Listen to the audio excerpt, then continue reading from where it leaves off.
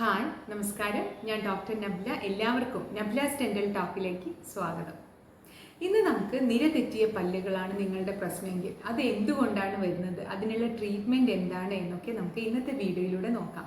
അപ്പോൾ ഈ ചാനൽ നിങ്ങൾ ആദ്യമായിട്ടാണ് കാണുന്നതെങ്കിൽ തീർച്ചയായും അത് ഷെയർ ചെയ്യാനും ലൈക്ക് ചെയ്യാനും സബ്സ്ക്രൈബ് ചെയ്യാനും മറക്കരുത്. അപ്പോൾ നിര തെറ്റിയ പല്ലുകൾ അത് ഇപ്പോഴാണ് കൂടുതലായിട്ട് നമ്മളത് ശ്രദ്ധിക്കാൻ തുടങ്ങിയത്. അതായത് ഈ ഒരു കാലത്ത് പണ്ടൊക്കെ എന്ന് പറഞ്ഞു കഴിഞ്ഞാൽ എല്ലാവർക്കും നിര തെറ്റിയ പല്ലുകൾ ഉണ്ടായിരുന്നു. അന്ന് പണ്ടത്തെ ആൾക്കാർ പറഞ്ഞു കൊടുക്കുക, നമ്മൾ പല്ല് തേക്കുമ്പോൾ ഉമിക്കരി ഉപയോഗിച്ച് നന്നായിട്ട് പ്രസ് ചെയ്ത് പല്ല് തേച്ചു കൊടുക്കുക. അപ്പോൾ പല്ലുകൾ എന്ത് ചെയ്യും, പൊന്തി പല്ല് നമുക്ക് ഉള്ളിലോട്ട് കൊണ്ടുപോകാൻ പറ്റുന്നൊക്കെ. പക്ഷെ അത് ശരിക്കും തെറ്റാണ്. പക്ഷെ അന്നത്തെ കാലത്ത് നോക്കുമ്പോൾ നമ്മൾ വളർന്നു വരുന്ന, അതായത് പല്ല് മുളച്ചു വരുന്ന ആ ഒരു സമയത്ത് തന്നെ നമ്മൾ കൈകൾ ഉപയോഗിച്ച് നമ്മൾ ഉള്ളിലോട്ട് ഫോഴ്സ് കൊടുക്കുമ്പം അത് പൊന്തി വരുന്നത് നമുക്ക് തടയാൻ സാധിക്കും. പക്ഷെ അത് ചിലപ്പോൾ ഒരു ഒന്നോ രണ്ടോ കേസിലൊക്കെ മാത്രമേ നമുക്കത് കറക്റ്റ് ആവണം എന്നുള്ളൂ. പക്ഷെ എല്ലാതും പല കാരണങ്ങൾ കൊണ്ടായിരിക്കും നമുക്ക് പല്ലുകളിൽ ഉണ്ടാകുന്ന പൊന്തലുകൾ വരുന്നത്. അത് ചിലപ്പോൾ നമ്മൾ കൈകൊണ്ട് പ്രസ് ചെയ്തെന്ന് വിചാരിച്ചിട്ടൊന്നും ഉള്ളിലോട്ട് പോകേണ്ടതില്ല. അപ്പോൾ നമുക്ക് കറക്റ്റായിട്ടുള്ള നമ്മുടെ ട്രീറ്റ്മെൻറ്റും കറക്റ്റായിട്ടുള്ള കെയറും കൊടുക്കുകയാണെങ്കിൽ നമ്മൾ പല്ല് മുളച്ചു വരുമ്പോൾ തന്നെ കറക്റ്റ് പൊസിഷനിലായിട്ട് തന്നെ അത് വരുന്നതായിരിക്കും. അപ്പോൾ നമുക്ക് ഫസ്റ്റ് എന്തൊക്കെ കാരണങ്ങൾ കൊണ്ടാണ് നമ്മുടെ പല്ലുകൾ നിര തെറ്റി വരുന്നത്, അല്ലെങ്കിൽ പല്ലുകളുടെ ഇടയിൽ എന്തുകൊണ്ടാണ് ഗ്യാപ്പ് വരുന്നത്, അല്ലെങ്കിൽ പല്ലുകൾ എന്തുകൊണ്ടാണ് തെറിച്ച് അങ്ങോട്ടും ഇങ്ങോട്ടും സ്ഥലമില്ലാതെ പൊന്തിയൊക്കെ വരുന്നത് എന്ന് നമുക്ക് ഫസ്റ്റ് നോക്കാം. അതിൽ ഫസ്റ്റ് റീസൺ എന്ന് പറഞ്ഞു കഴിഞ്ഞാൽ നമുക്ക് പലതരത്തിലുള്ള ഹാബിറ്റുകൾ ഉണ്ടായിരിക്കും. അതായത് കുട്ടികൾ വളർന്നു വരുന്ന സമയത്ത് തന്നെ അവർക്ക് ഉണ്ടാകുന്ന പല ശീലങ്ങളും നമ്മുടെ പല്ലുകളും അതുപോലെ തന്നെ മോണയും പൊന്തി വരാനും അല്ലെങ്കിൽ അതിൻ്റെ നിര തെറ്റി വരാനുള്ള ഫസ്റ്റ് റീസൺ അതാണ്. അതായത് നമ്മുടെ ചെറിയ കുട്ടി ചെറുപ്പത്തിൽ വിരൽ കുടിക്കുന്നൊരു ഹാബിറ്റ് ഉണ്ട്, നമ്മൾ അവർ വിരൽ നീമ്പുന്നൊരു ഹാബിറ്റ് ഉണ്ട് എന്നുണ്ടെങ്കിൽ ആ ഒരു ഫോഴ്സ് നമ്മളെ എല്ലുകൾ വളരുന്ന സമയമാണ്, പല്ലുകൾ മുളച്ചു വരുന്ന സമയമാണ്, നമ്മൾ അണ്ണാക്കിലോട്ട് വിരൽ ഉപയോഗിച്ച് നമ്മൾ ഫോഴ്സ് കൊടുക്കണം. ആ ഒരു സമയത്ത് നമ്മുടെ പല്ല് അല്ലെങ്കിൽ എല്ലാണെങ്കിലും പൊന്തി വരാനുള്ള ചാൻസ് കൂടുതലാണ് ഈ ഒരു സമയത്ത്. അപ്പോൾ ഇത്തരത്തിലുള്ളൊരു ശീലമുള്ള കുട്ടി, അതായത് നമ്മൾ തം സക്കിങ് ഹാബിറ്റ് എന്ന് പറയും, ഈ ഒരു തം സക്കിങ് ഹാബിറ്റ് ഉള്ള ഒരു കുട്ടിക്ക് തീർച്ചയായിട്ടും ഒരു 99% ഇത്തരത്തിലുള്ള കുട്ടികളുടെ പല്ലുകൾ അല്ലെങ്കിൽ മോണകൾ കുറച്ച് കഴിഞ്ഞ് കഴിഞ്ഞാൽ ആ ശീലം അവർ മാറ്റിയെടുത്തിട്ടില്ലെങ്കിൽ അവരുടെ മിക്സഡ് ഡെന്റിഷൻ, അതായത് പുതിയ പല്ല് വരുന്നതും എന്നാൽ പഴയ പല്ല് വായിലുള്ള ആ ഒരു സ്റ്റേജ്, അതായത് ഒരു 6 വയസ്സ് മുതൽ ഒരു 12-13 വയസ്സ് ആകുമ്പോഴേക്കും ആ ഒരു സ്റ്റേജിൽ, അല്ലെങ്കിൽ ഒരു 4 വയസ്സ് മുതൽ 6 വയസ്സ് വരെയുടെ ഇടയിലൊക്കെ ആണെങ്കിൽ ആ ശീലം ഉണ്ടെങ്കിൽ തന്നെ കുട്ടിക്ക് എന്ത് പറ്റും, ഓട്ടോമാറ്റിക്കലി അവരുടെ പല്ല് എല്ലും പൊന്തി വരാനുള്ള ചാൻസ് ഉണ്ട്. അപ്പോൾ നമ്മുടെ കുട്ടിക്ക് ശീലം ഉണ്ടെന്നുണ്ടെങ്കിൽ തീർച്ചയായും നമ്മൾ ആ ശീലം മാറ്റാനുള്ള ഹാബിറ്റ് ബ്രേക്കിംഗ് അപ്ലയൻസ് ഉണ്ട്, അത് നമ്മൾ വെച്ചു കൊടുക്കുക. അപ്പോൾ കുട്ടി വിരൽ കുടിക്കുന്ന ഹാബിറ്റ് അവർ മാറ്റിയെടുക്കും. അപ്പം ആ ഒരു ശീലം നമ്മൾ ഉണ്ടോയെന്ന് ഫസ്റ്റ് ശ്രദ്ധിക്കണം. അതുപോലെ തന്നെ അടുത്തതായി നമ്മുടെ കുട്ടികളിൽ മിക്ക ആൾക്കാരിലും കണ്ടുവരുന്ന വേറൊരു ശീലമാണ് ടങ് ത്രസ്റ്റിംഗ്. അതായത് നാവ് കൊണ്ട് അവരറിയാതെ തന്നെ അവരുടെ പല്ലിനെ തള്ളുക. അതായത് ഉമിനീരിറക്കുമ്പം അല്ലെങ്കിൽ സംസാരിക്കുമ്പോഴൊക്കെ ശരിക്കും നോർമലി നമ്മളുടെ റെസ്റ്റിംഗ് പൊസിഷനിൽ, അതായത് നമ്മൾ വെറുതെ ഇരിക്കുകയാണെങ്കിൽ നമ്മുടെ നാവ് എപ്പോഴും വരുന്നത് മുൻവശത്തെ പല്ല്, അതായത് അണ്ണാക്കിൻ്റെ ആ ഒരു ഭാഗത്താണ് റെസ്റ്റ് ചെയ്തിരിക്കേണ്ടത്. എന്നാൽ നമ്മൾ ശ്രദ്ധിച്ചിട്ടില്ലെങ്കിൽ അല്ലെങ്കിൽ കുട്ടികൾ അതൊരു ഹാബിറ്റായിട്ട് ഓട്ടോമാറ്റിക്കലി അവർ ഉമിനീരിറക്കുമ്പം അല്ലെങ്കിൽ അവർ സംസാരിക്കുമ്പോൾ പല്ല് ചെന്ന് തട്ടുന്നത് അവരുടെ മുൻവശത്തെ പല്ലിൻ്റെ ആ ഒരു ബാക്ക് സൈഡിലായിരിക്കും. അപ്പോൾ അവർ ഓട്ടോമാറ്റിക്കലി ഫോഴ്സ് കൊടുക്കുന്നത് പല്ലിലോട്ടാണ്. അപ്പോൾ അവർ വളർന്നു വരുന്ന സമയത്ത് എല്ലുകളും വളർന്നുകൊണ്ടിരിക്കുകയാണ്. നമ്മൾ ഉള്ളിൽ നിന്ന് നാവ് ഉപയോഗിച്ച് ഫോഴ്സ് കൊടുക്കുന്നതിൻ്റെ ഫലമായിട്ട് എന്ത് സംഭവിക്കും, പല്ലും എല്ലും പുറത്തോട്ട് തള്ളി വരാൻ തുടങ്ങും. അപ്പോൾ രണ്ടാമത്തെ ഒരു റീസൺ ടങ് ത്രസ്റ്റിംഗ് ഹാബിറ്റാണ്. നമ്മൾ പറഞ്ഞു ആദ്യത്തേത് വിരൽ കുടിക്കുന്നത്, രണ്ടാമത്തേത് നാവ് കൊണ്ട് തള്ളുന്നത്. മൂന്നാമത്തെ ഒരു ശീലം എന്ന് പറഞ്ഞു കഴിഞ്ഞാൽ പല കുട്ടികളും ഉറങ്ങുമ്പോൾ വായ തുറന്നിട്ടായിരിക്കും ഉറങ്ങുക. അപ്പോൾ വായ തുറന്ന് ഉറങ്ങുന്നത് പല കാരണങ്ങൾ കൊണ്ട്. ഫസ്റ്റ് എന്ന് പറഞ്ഞു കഴിഞ്ഞാൽ ചിലപ്പോൾ അവരുടെ മൂക്കിൽ ദശ വളരുന്നത് കൊണ്ടായിരിക്കും. അഡിനോയിഡ്സ് ഉള്ള കുട്ടികളാണെങ്കിൽ, അല്ലെങ്കിൽ നേസൽ പോളിപ്പുള്ള ഒരു കേസ് ആണെന്നുണ്ടെങ്കിൽ ഫസ്റ്റ് അത്തരത്തിലുള്ള കുട്ടികൾ, നമ്മുടെ കുട്ടികൾ അങ്ങനെ രാത്രി വായ തുറന്ന് ഉറങ്ങുന്നുണ്ടുള്ള ഒരു ശീലമുള്ള കുട്ടിയാണെന്നുണ്ടെങ്കിൽ തീർച്ചയായും നമ്മൾ ആദ്യം പോയി കാണിക്കേണ്ടത് ഒരു ENT ഡോക്ടറെയാണ്. ENT ഡോക്ടർ നോക്കിയതിന് ശേഷം കുഴപ്പമൊന്നുമില്ല അല്ലെങ്കിൽ അഡിനോയിഡ് ഉണ്ട്, അത് നമ്മൾ റിമൂവ് ചെയ്യണമെന്ന് പറഞ്ഞു കഴിഞ്ഞാൽ ആ ഒരു റിമൂവ് ചെയ്ത് കഴിഞ്ഞാൽ തന്നെ ഓട്ടോമാറ്റിക്കലി കുട്ടിയുടെ ഒരു ഹാബിറ്റ് സ്റ്റോപ്പ് ആവേണ്ടതാണ്. ആ കുട്ടി ഓട്ടോമാറ്റിക്കലി മൂക്ക് കൊണ്ട് തന്നെ ശ്വാസം വലിച്ചു തുടങ്ങും. എന്നാൽ അത് കഴിഞ്ഞിട്ടും കുട്ടി വായ കൊണ്ട് തന്നെയാണ് ശ്വാസം വലിക്കുന്നത് എന്നുണ്ടെങ്കിൽ നമ്മൾ തീർച്ചയായും അത് ഒരു അപ്ലയൻസിൻ്റെ നൈറ്റ് ഗാർഡ്, നമ്മൾ ഓറൽ സ്ക്രീൻ എന്ന് പറയും, അതായത് രാത്രി അവർ ഉറങ്ങുന്നതിന് മുമ്പ് ഇട്ട് കൊടുക്കുന്ന ഒരു അപ്ലയൻസ് ആണ്.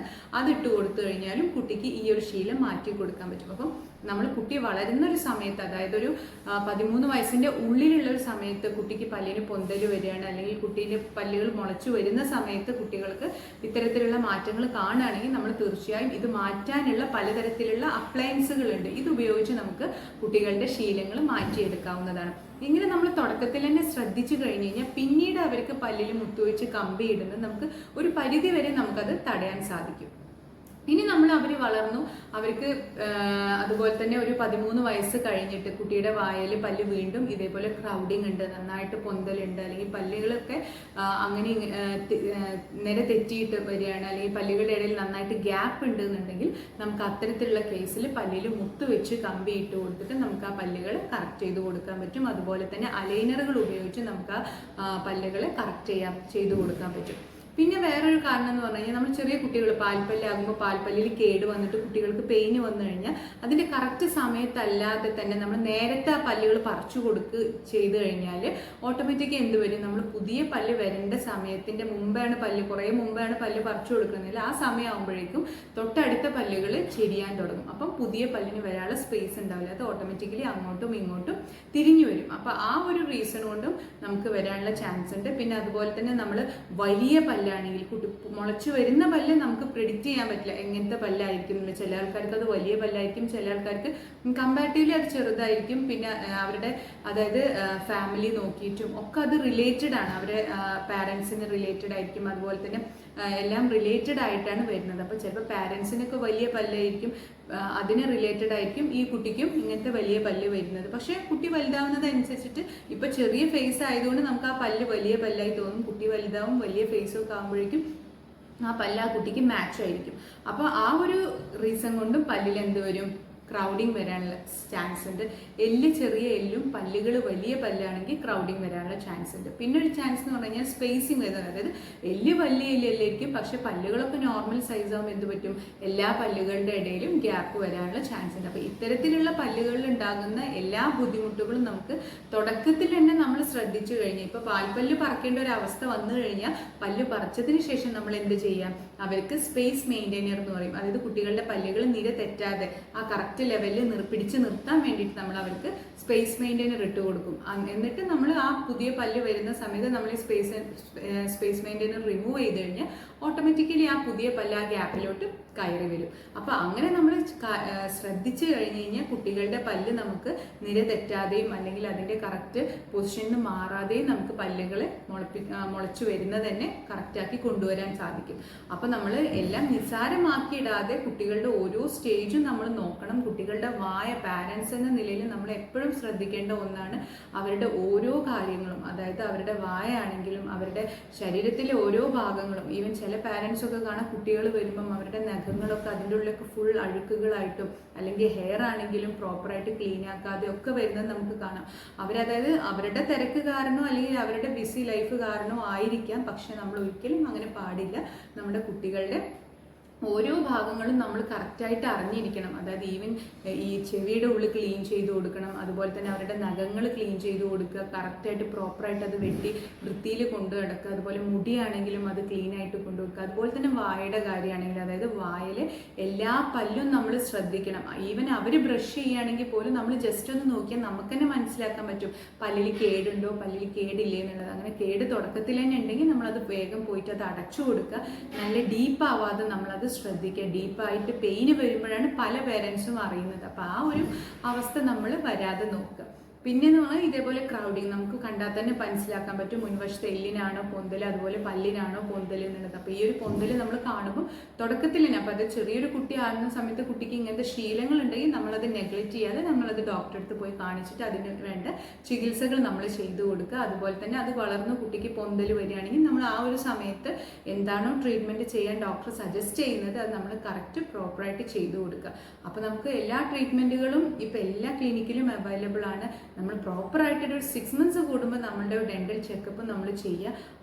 അതിൽ തന്നെ നമുക്ക് ഒരുവിധം പ്രോബ്ലംസ് ഒക്കെ തീരുന്നതായിരിക്കും. പിന്നെ എപ്പോഴെപ്പോഴും ഡോക്ടറെ കാണിക്കേണ്ട ആവശ്യമൊന്നും നമുക്ക് വരുന്നില്ല. പിന്നെ നമ്മൾ ശ്രദ്ധിക്കേണ്ട ഒരു കാര്യം, ഈ ഇത്തരത്തിലുള്ള പല്ലുകളുടെ അലൈൻമെൻറ്റ് തെറ്റി വരിക, അല്ലെങ്കിൽ പല്ലുകളിൽ ക്രൗഡിങ് വരിക, അല്ലെങ്കിൽ മുൻവശത്തോട് തള്ളി വരിക, ഇങ്ങനത്തെ കേസിലൊക്കെ നമുക്കെന്ന് പറഞ്ഞാൽ പല്ലിൽ മുത്ത് വെച്ച് കമ്പിയിട്ട് കൊടുത്തിട്ട് നമുക്കത് കറക്റ്റ് ചെയ്യാൻ സാധിക്കും. അല്ലെങ്കിൽ നമുക്ക് കറക്റ്റ് ചെയ്യാവുന്ന മറ്റൊരു മെത്തേഡാണ് അലൈനേഴ്സ് ഉപയോഗിച്ചിട്ട് കറക്റ്റ് ചെയ്ത് കൊടുക്കാൻ പറ്റും. അലൈനേഴ്സ് എന്ന് പറഞ്ഞു കഴിഞ്ഞാൽ ട്രേ ആണ്, ട്രാൻസ്പെറൻറ്റ് ട്രേ. നമ്മൾ ഓൾറെഡി അതിൻ്റെ ഡീറ്റെയിൽ വീഡിയോസ് ഒക്കെ ചെയ്തിട്ടുണ്ട്, അതെല്ലാവരും ഒന്ന് പോയി കാണാം. എന്ത് ഡൗട്ട് ഉണ്ടെങ്കിലും നിങ്ങൾക്ക് നമ്മുടെ വാട്സപ്പ് ഇതിൽ ചോദിക്കാവുന്നതാണ്. അപ്പം ഇനി പുതിയൊരു വീഡിയോയുമായി വരുന്നത് വരെ ബൈ.